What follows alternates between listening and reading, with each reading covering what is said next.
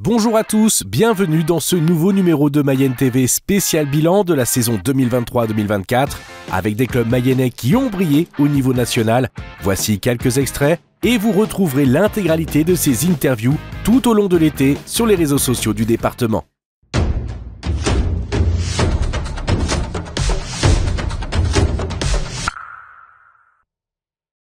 Le bilan pour vous, positif? Il est positif évidemment, on a fait une saison pleine en termes d'intensité, d'implication.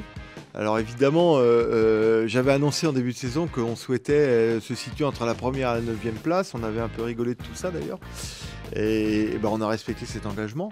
Évidemment, quand on soit premier et qu'on occupe, je crois que toute la saison, quasiment les 4 premières places à part la fin, on aurait pu peut-être faire des barrages. Avoir tenu la dragée haute à tout le championnat de Ligue 2 pendant 11 journées, je crois que c'est un ensemble d'éléments qui me rendent très fier. Et vous aurez l'occasion d'inaugurer en fin d'année une statue à l'effigie de notre défunt Michel Le Mélinaire, puisqu'on a décidé de réaliser une statue à l'échelle 1 en bronze qui sera déposée sur le parvis du stade. Et en fait, ce sera aussi toute cette histoire du club qui sera représentée. Et moi, je souhaite à tous les Mayennais de continuer d'écrire l'histoire du Stade Lavallois ensemble. Et encore une fois, souriez, c'est du foot, c'est la main. Avec les doublés, logiquement, c'est un bilan très très positif. Et on était parti pour une saison pour réussir aussi comme la saison dernière, avec les doublés, la Coupe et les championnats. Cette intersaison, ça va être un peu compliqué parce qu'il y aura la Coupe du Monde avant de démarrer les championnats le 12 octobre. Donc on perd la plupart des joueurs de l'équipe 1. Il va falloir adapter un peu les séances à niveau des effectifs aussi et logiquement la date de départ. Mais puis juste revenir après la Coupe du Monde, on reprend les championnats et puis au bout de 2 semaines, on reprend les premiers tours de la Ligue des Champions. Ouais, on aimerait bien de se qualifier pour la Final Four. On sait bien de la difficulté, on la connaît. Et ces dernières années, quand on est parti pour faire les tours élites, on est tombé dans la poule du Barça, du Riga. Et là, on a vu que ça s'est joué sur des détails et que c'est les équipes avec plus d'expérience qui ont arrivé presque à la dernière ligne droite. Un bilan exceptionnel, quand on monte en National 1, le bilan ne peut être que exceptionnel et comme on le disait très souvent depuis cette fin de saison, on avait plutôt l'ambition sur cette saison sportive de faire une belle année en National 2 et de faire un beau maintien en National 2 et finalement cette saison elle se conclut par une nouvelle montée, une 5e de suite et cette fois-ci en National 1. Je pense que le moment le plus fort de cette saison ça va être le dernier match à domicile. Parce que c'est là où on a concrétisé vraiment la première place de montée en N1 et on s'est dit ça y est c'est fait quoi. Parce que c'était pas tout à fait calé dans le programme du club, encore une fois on s'était eu l'année dernière, on avait dit un bon maintien ça sera bien et on va essayer de stabiliser le club. Ils nous présentent des défis à chaque fois, nos sportifs, nos coachs, ça se passe bien, donc nous on essaie de les relever du côté structurel du club. Les gens viennent avec le sourire, viennent en famille, on a toute cette ADN qu'on tient et qui reste dans la durée. Moi vraiment j'ai hâte de les retrouver à la rentrée dans nos salles et pour venir voir nos équipes phares, nos équipes secondaires, nos jeunes, venez le plus nombreux possible l'année prochaine, voir du handball. Oui, c'était vraiment incroyable, il n'y a pas d'autre mot, c'était exceptionnel comme tu l'as dit. On s'est retrouvé là un peu par hasard parce qu'au début on n'y croyait pas vraiment à cette coupe, elle permettait de faire souffler un petit peu et de faire tourner l'effectif. Et puis on se retrouve là en finale, donc c'était incroyable. Donc voilà, l'objectif c'était plutôt de finir dans les 5 premiers, donc il n'y avait même pas forcément d'envie de monter, enfin évidemment match après match c'est pareil, tu te dis que c'est possible. Donc voilà, on était plutôt focalisé sur le championnat et à un moment donné, tu te retrouves à aller en finale aussi et en plus la gagner. Donc là, c'est vraiment incroyable. Comme dans la vie du club en fait. Et c'est ça qui est important. Et on parlait des moments forts tout à l'heure. L'un des moments forts pour moi, alors il y a le podium effectivement, mais le deuxième moment fort, c'est quand on est rentré en fait de Bercy.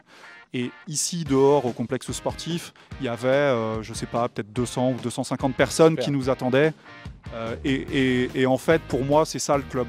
Voilà, c'est aussi ça. Et je pense que les filles n'auraient pas pu aller aussi loin s'il n'y avait pas ce public qui était avec nous. En fait. Saison un peu difficile, mais bon, on a sauvé le club, le coach et les joueurs ont fait le taf et c'est là le principal, on évoluera en N2 l'année prochaine. Alors les objectifs, on va toujours se donner l'objectif d'être dans le top 5, faire mieux que l'année dernière. Voilà, aller jouer les premiers rôles, c'est compliqué aujourd'hui pour le club, sachant que les règlements ont changé puisqu'il n'y aura plus de play-off à partir de la saison prochaine. C'est uniquement l'équipe qui finit en tête du championnat qui montera en N1. Le club se structure, continue de se structurer, on va continuer de se structurer encore la saison prochaine. L'USL, c'est basket, c'est presque 400 licenciés. Plus 100 licenciés en 2 ans, on est le club qui a le plus de licenciés en Mayenne. Effectivement, on est ouvert à des licenciés qui veulent venir chez nous, qui n'hésitent pas à venir prendre des renseignements. On va aussi faire pas mal d'actions dans les quartiers de la ville de Laval, au niveau de Laval-Aglo et puis dans le département. On pense notamment au tournoi 3-3 et on va aussi axer la saison prochaine sur tout ce qui est projet autour du bénévolat parce que les associations en souffrent beaucoup et c'est un axe de progression, mais c'est aussi un projet que l'on désire mettre en place parce que les bénévoles font fonctionner le club. On a les salariés, mais sans les bénévoles, il n'y aurait pas de club de haut niveau et évidemment de niveau plus inférieur. Très belle saison, on monte avec une équipe qui est très peu restructurée et on finit 3e avec de très belles prestations et belles prestations aussi contre les équipes leaders du championnat, Beauvais et Boulogne. Donc voilà, un très bon résultat pour une première année. Les meilleurs moments, c'est les matchs à la Salpo. Le meilleur match, c'est la victoire contre Boulogne au tie-break chez nous. Et l'année dernière, on est monté, on stabilise cette année. L'année prochaine, pour tenir notre planning, et on est dans les clous pour le faire, c'est la montée en N1 en fin de saison. C'est la seule équipe où il y a un tel spectacle autour du match de volley. Quand on va dans les autres clubs, les salles sont peu remplies, il n'y a pas cet engouement qu'on peut retrouver en Mayenne. Ah oui, une belle saison aussi pour les filles, cette montée en National 3 qui n'était pas acquise. C'était pas gagné, mais voilà. Dans le sport, on a aussi des belles surprises. Elles ont fait une belle saison. Et puis là, on va tenter de repartir en N3 et de s'accrocher en N3 l'année prochaine.